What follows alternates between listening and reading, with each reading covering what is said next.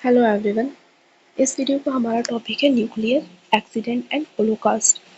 तो देखिए, nuclear accident को अगर हमें डिफाइन करना हो तो हम कैसे कहेंगे कि न्यूक्लियर एक्सीडेंट एक ऐसे इंसिडेंट या फिर ऐसा इवेंट है न्यूक्लियर पावर प्लांट पे, ठीक, जिसकी वजह से रेडियो एक्टिव मटेरियल क्या हो जाती है, रिलीज हो जाती है, या फिर जो प्लांट का, जो न्यूक्लियर पावर प्लांट है, वहाँ का जो नॉर्मल ऑपरेशन है, अगर उसमें किसी तरह की डिसरप्शन हो जाती है, उसको हम क्या कहते हैं, न्यूक्लियर एक्सीडेंट कहते हैं। ठीक, मतलब न्यूक्लियर एक्सीडेंट में है, न्यूक्लियर प्रोसेस से जो भी काम चल रहा है वो चल रहा है ऐसे रेगुलर। अगर किसी तरह का कोई न्यूक्लियर रेडियो एक्टिव मटेरियल का रिलीज हो जाता है, रेडियो एक्टिव मटेरियल क्या हो जाती है, लीक हो जाती है, या फिर कोई सिक्योरिटी सेफ्टी कंपोनेंट में कोई खराबी आ जाती है, जिसकी वजह से क्या हो सकता है, कुछ हमें अनवांटेड इफेक्ट, अनवांटेड कॉन्सिक्वेंसेस देखने को मिल सकते हैं एनवायरनमेंट पे, पब्लिक पे, फैसिलिटीज़ पे, जो उस पावर प्लांट पे काम कर रहे हैं उनकी हेल्थ पे कोई असर अगर हो रहा है, तो वो क्या होता है, वो न्यूक्लियर एक्सीडेंट कहलाएगा। कि जो इंटरनेशनल एटॉमिक एजेंसी है, उसके हिसाब से उसने न्यूक्लियर एक्सीडेंट की जो डेफिनेशन दी है वो ये है कि a nuclear and radiation accident is defined as an event that has led to significant consequences to people, environment or facilities such as lethal effect to individuals, large radioactivity released to the environment or reactor core melt। तो international atomic agency के अनुसार एक nuclear या फिर radiation accident क्या होता है, ये एक ऐसा इवेंट है जिसकी वजह से क्या होता है कि पीपल को, एनवायरनमेंट को, या फिर वहाँ काम करने वाली फैसिलिटीज़ को हमें सिग्निफिकेंट कॉन्सिक्वेंसेस देखने को मिलते हैं, कुछ हमें लीथल इफेक्ट्स देखने को मिलते हैं, जैसे कि लार्ज अमाउंट में रेडियो एक्टिव मटेरियल रिलीज हो जाना, या फिर रिएक्टर कोर में का मेल्ट हो जाना। ये सारी चीज़ें अगर होती हैं तो वो न्यूक्लियर एक्सीडेंट कंसीडर की जाएंगी। ठीक, तो न्यूक्लियर एक्सीडेंट की हम बात करें तो ये कई सारे टाइप के होते हैं, अपनी सीवियरिटी की बेसिस पे, मतलब किस अमाउंट तक इन्होंने इम्पैक्ट डाला है, कितना खतरा रहा है, और इम्पैक्ट क्या होता है उनका, इसके बेसिस पे न्यूक्लियर एक्सीडेंट कई तरीके के होते हैं। ठीक, जैसे सबसे पहला होता है लेवल 1 एनोमली। सबसे पहला होता है लेवल 1 होता है, जिसको एनोमली कहते हैं। तो लेवल 1 में क्या होती है, minor problems with safety component. जो सेफ्टी कंपोनेंट्स होते हैं न्यूक्लियर पावर प्लांट्स में, ठीक, जो कंपोनेंट्स लगाए गए होते हैं कि अगर कुछ हमें हमें अनफेवरेबल सिचुएशन क्रिएट हो जाती है, ठीक, तो वहाँ पे सेफ्टी कंपोनेंट्स होते हैं। तो अगर सेफ्टी कंपोनेंट के साथ कुछ छोटी प्रॉब्लम हो गई है, माइनर प्रॉब्लम हो गई है, जिसकी वजह से नो ऑफ साइट रिस्क, मतलब न्यूक्लियर पावर प्लांट के बाहर कोई रिस्क नहीं होता है, और no impact on plant employees और द पब्लिक। और उस प्लांट में जो भी काम करने वाले हैं या पब्लिक है, उन पर कोई अगर असर नहीं होता, उनको कोई खतरा नहीं होता है, तो उसको हम एनोमली कहते हैं। ये लेवल 1 का टाइप 1 होता है, लेवल 1 एनोमली। ठीक, तो लेवल 1, ओहो, लेवल 1 में क्या होता है कि जो सेफ्टी कंपोनेंट्स होते हैं उनमें थोड़ी बहुत दिक्कत आ जाती है, लेकिन किसी तरह का ऑफ साइट रिस्क नहीं होता है, किसी तरीके का वहाँ के काम करने वाले एम्प्लॉयज़ को, पीपल को, एनवायरनमेंट को किसी तरीके का खतरा नहीं होता है लेवल 1 में। वहीं आते हैं लेवल टू इंसिडेंट। तो लेवल 2 इंसिडेंट में क्या होता है कि a significant failure of safety components with limited of site risk. तो यहाँ पे क्या होता है कि जो सेफ्टी कंपोनेंट्स होते हैं उनमें सिग्निफिकेंट फेलियर हो जाता है, मतलब कंसिडरेबल फेलियर हो जाता है, उसमें कुछ खराबी आ जाती है, और ऑफ साइट रिस्क भी लिमिटेड होता है, मतलब थोड़ा बहुत ऑफ साइट रिस्क भी, मतलब पावर प्लांट के आसपास जो एरिया है, जो बाहर है, वहाँ पे भी थोड़ा बहुत खतरा रहता है। The public and the environment are protected but there may be minor injuries to worker. तो टाइप 2 जो इंसिडेंट है लेवल 2 में क्या होता है कि सिग्निफिकेंस अमाउंट में जो सेफ्टी कंपोनेंट है उनमें कुछ खराबी आ जाती है, फेलर हो जाता है, और क्या होता है, लिमिटेड मात्रा में ऑफ साइट खतरा भी रहता है, लेकिन जो पब्लिक होती है, एनवायरनमेंट होता है, उसको प्रोटेक्ट किया जाता है, उनको कोई खतरा नहीं रहता है। वर्कर्स जो होते हैं उनको थोड़ा बहुत खतरा हो सकता है, उनको इंजरीज हो सकती है। ठीक है, ये टाइप 2 इंसिडेंट है। तो ये बेसिकली आप समझिए क्या है कि हम न्यूक्लियर एक्सीडेंट होते हैं तो उनको क्या कर दिया गया है, कैटेगराइज कर दिया गया है।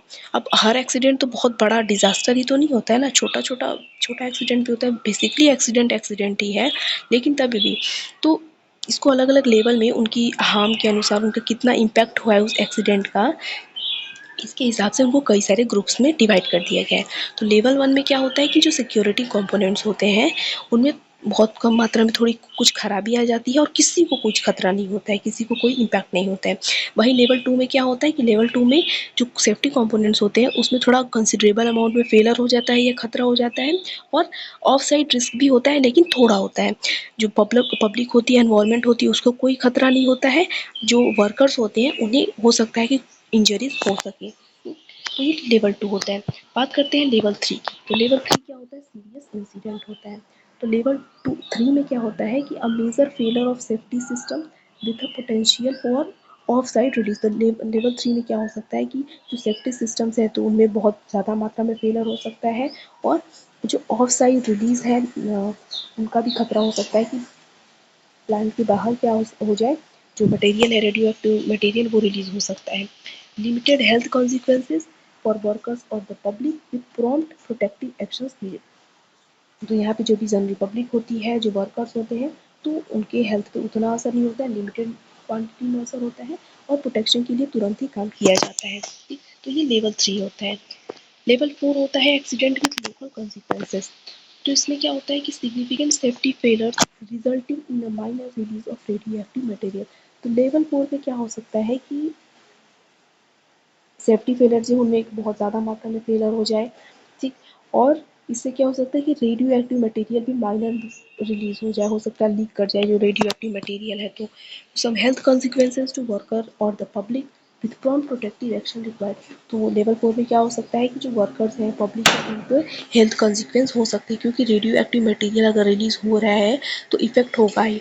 तो लेवल 4 में ये होता है। फिर आता है लेवल 5। लेवल 5 में क्या होता है? Accident with wider consequences. Level 4 में एक्सीडेंट होता है लेकिन माइनर कॉन्सिक्वेंसेज रहते हैं, लोकल कॉन्सिक्वेंसेज उतना असर नहीं होता है। लेकिन लेवल 5 में क्या होता है? Accident with wider consequence. तो यहाँ पे क्या होता है? Major safety failure leading to significant release of radioactive material. Level 5 में सेफ्टी फेलर बहुत ज़्यादा ही बिगड़ जाता है, मतलब बहुत सिग्निफिकेंट मात्रा में फेलर होता है उसका, ज़्यादा मात्रा में रेडियो एक्टिव मटेरियल भी रिलीज हो जाता है। ठीक है। Limited health consequences to the public with prompt protective actions and possibly some reaction. तो यहाँ पे जो पब्लिक होती है तो उनको उतना हेल्थ कॉन्सिक्वेंस नहीं होता है, लिमिटेड ही रहता है, लेकिन तभी भी कुछ हद तक इफेक्ट होता है और प्रोटेक्टिव एक्शंस भी लिए जाते हैं। ठीक है। उसके बाद छठा है, छठा लेवल क्या है? Serious accident. तो छठा में क्या होता है? बहुत ही सिग्निफिकेंट रिलीज हो जाता है रेडियो एक्टिव मटेरियल का, और इसके वाइड स्प्रेड हेल्थ पर असर होता है, एनवायरनमेंट पे भी असर होता है। ठीक है। और इसके लिए हमें फिर long term protective major actions लेने पड़ते हैं। ठीक, उस एरिया का रीसेटलमेंट भी कराना पड़ता है, क्योंकि सीरियस एक्सीडेंट में बहुत ज़्यादा मात्रा में रेडियो एक्टिव मटेरियल रिलीज हो गया है। तो आप खुद सोचिए कितना ज़्यादा इफेक्ट हुआ होगा। तो हेल्थ पर, एनवायरनमेंट पे, हर जगह पे बहुत ज़्यादा असर होता है। सातवां आ जाता है फिर हमारा मेजर एक्सीडेंट।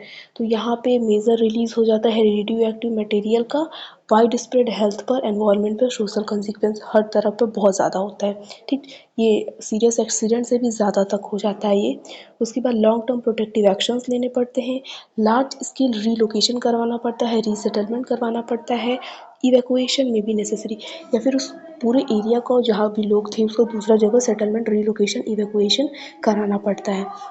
तो ये टाइप्स है हमारे किसके? न्यूक्लियर एक्सीडेंट्स के। अब बात करते हैं कॉजेज़ की। ये जो न्यूक्लियर एक्सीडेंट्स हो जाते हैं तो कॉज क्या क्या इसके हो सकते हैं? तो देखिए, पहला ह्यूमन एरर। ह्यूमन एरर क्या है कि में भी ह्यूमन की वजह से जो भी मशीन्स होती हैं, सेफ्टी सिस्टम्स होते हैं, उनमें उसको रेगुलेट करने में कोई गलती हो गई हो, या फिर कोई हमें अलार्मिंग साइन भी मिल रहा हो और उसको ह्यूमन जो भी वहाँ पे वर्कर्स हैं उन्होंने ध्यान ना दिया हो, उसकी वजह से रेडियो एक्टिव मटेरियल रिलीज हो गया हो। ठीक, तो ये ह्यूमन एरर में आ जाएगा चीज़। उसके बाद डिज़ाइन फ्लॉज। तो डिज़ाइन फ्लॉज में क्या है कि हो सकता है जो मशीन है, जो इक्विपमेंट है, उनमें कोई खराबी हो, या फिर जो न्यूक्लियर पावर प्लांट है उसकी डिज़ाइनिंग में कोई कमी रह गई हो, जिसकी वजह से क्या हो रहा है, जो रेडियो एक्टिव मटेरियल है वो या तो लीक या फिर रिलीज हो जाता है। ठीक है। जो भी सेफ्टी इक्विपमेंट्स हैं या शायद वहीं उसमें कुछ फ्लॉ हो, गलती हो डिज़ाइनिंग में ही, जिसकी वजह से क्या हो जाता है, रिलीज़ हो जाता है, वो कंट्रोल में नहीं रह पाता। तो ये भी इसके कॉजेज़ है। उसके बाद है इक्विपमेंट फेलियर में कि जैसे कई सारे रिएक्टर्स में कूलिंग सिस्टम होता है, सेफ्टी जो इक्विपमेंट्स रखे गए हैं, सेफ्टी सिस्टम जो है वही फेल कर जाए, ठीक है, और वो उसकी कोई भी रीज़न हो सकता है फेल करने का, तो इसकी वजह से भी क्या हो जाता है, रिलीज़ हो जाता है रेडियो एक्टिव मटेरियल। उसके बाद नेचुरल डिज़ास्टर्स, अब मान लीजिए उस एरिया में बहुत सीवियर बाढ़ आ गया या फिर कोई और नेचुरल डिज़ास्टर है, क्या कहते हैं, थंडर स्टॉर्म वगैरह हो गया, लाइटनिंग वगैरह हो गई, तो इन सारी चीज़ों से भी क्या हो सकता है, रेडियो एक्टिव मटेरियल रिलीज़ हो सकता है, न्यूक्लियर एक्सीडेंट हो सकता है। सैबोटेज और टेररिज्म, तो इसमें जानबूझकर टेररिस्ट मान लीजिए क्या कर सके, कुछ न्यूक्लियर एक्सीडेंट करवा दें, तो ये भी एक रीज़न है। एजिंग इंफ्रास्ट्रक्चर, जो मशीन्स हैं, जो इक्विपमेंट्स हैं, वो क्या हो चुकी है, शायद बहुत ज़्यादा पुरानी हो चुकी हैं, तो उनका जो वर्किंग है वो क्या है, अब उतना बढ़िया नहीं रह गया है, तो इसलिए वो अच्छे से काम नहीं कर पा रही है, और उसका ये भी एक रीज़न है कि हो सकता है कि न्यूक्लियर एक्सीडेंट हो जाए। इसीलिए टाइम टू टाइम जो भी इक्विपमेंट्स, जो भी वहाँ पे चीज़ें मौजूद रहती हैं, इंफ्रास्ट्रक्चर जो भी उस पावर प्लांट में मौजूद रहता है, उसको मॉनिटर करते रहना होता है, और उसको मेंटेन करते रहना होता है, ठीक।